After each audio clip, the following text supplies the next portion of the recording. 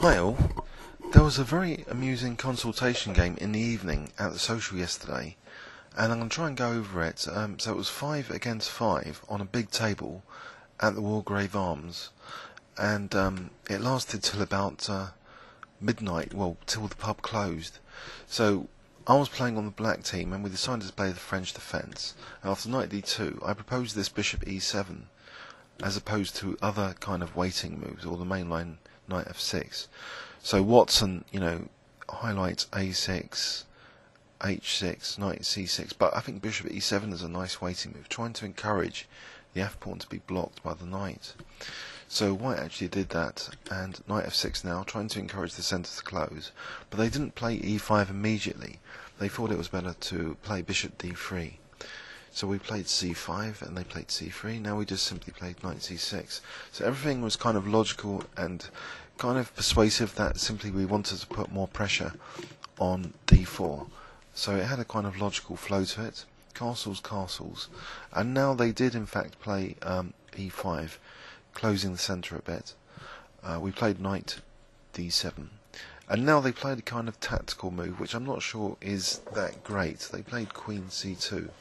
So potentially later, we now have cd, knight b4, if they don't cover b4. But we have an immediate problem with h7. At first we were looking at h6, but that's not, I sort of recommended, if we were going to do a pawn move here, to be g6. Because I felt that we could then play rook e8 and bishop f8 and cover the dark square weaknesses. And that h6, maybe they play rook e1, knight here to here, and the h-pawn will become a target. But then I noticed that, hang on, what about f5? f5 accomplishes the goal of restricting the pressure here. And if they take, they're potentially unleashing this bishop on c8, which I had said to some of the members of the team, this is the classic strategic problem with the French, this bishop. So if we can liberate it by later advancing this pawn potentially, then that would be good. So we played f5 eventually, after much discussion. After e takes, knight takes f6. They played a very controversial move now. Perhaps they were worried here about cd and knight b4, and they didn't really want to play a3.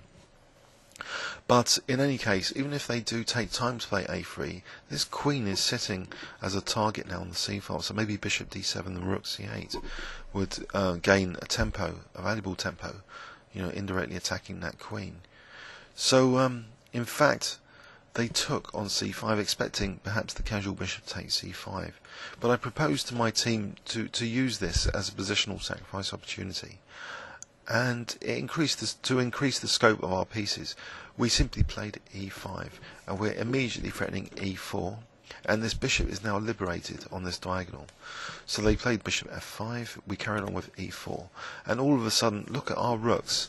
They were becoming much more active than the opponent's rooks. Have a look at how the rooks are being used. This rook on the queen's side is now being dragged, potentially to be an attacking force against white's king. So here, knight d4. And I'd missed actually this knight d4 because it now threatens knight e6. I mean, the implication of threatening knight e6, winning the exchange. So we couldn't immediately recapture the pawn.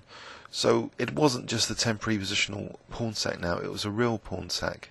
So we had to cover e6. We played queen d7, and then they consolidated their extra pawn by playing b4.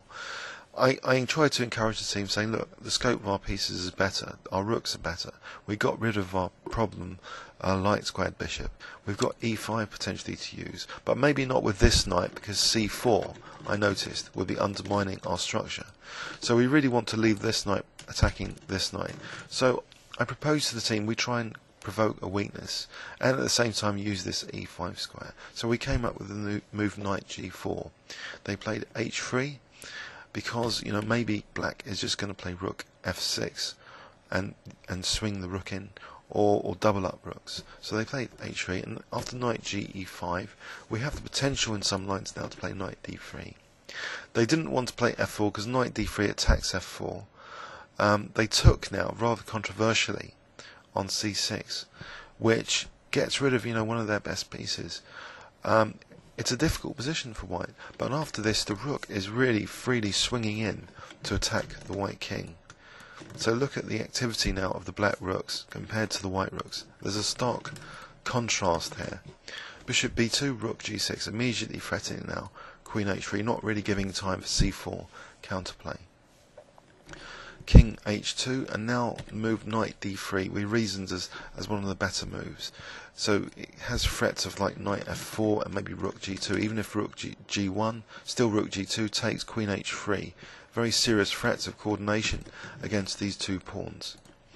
So they played now f3, and now one of my teammates encouraged, investigating this simple queen c7 check idea.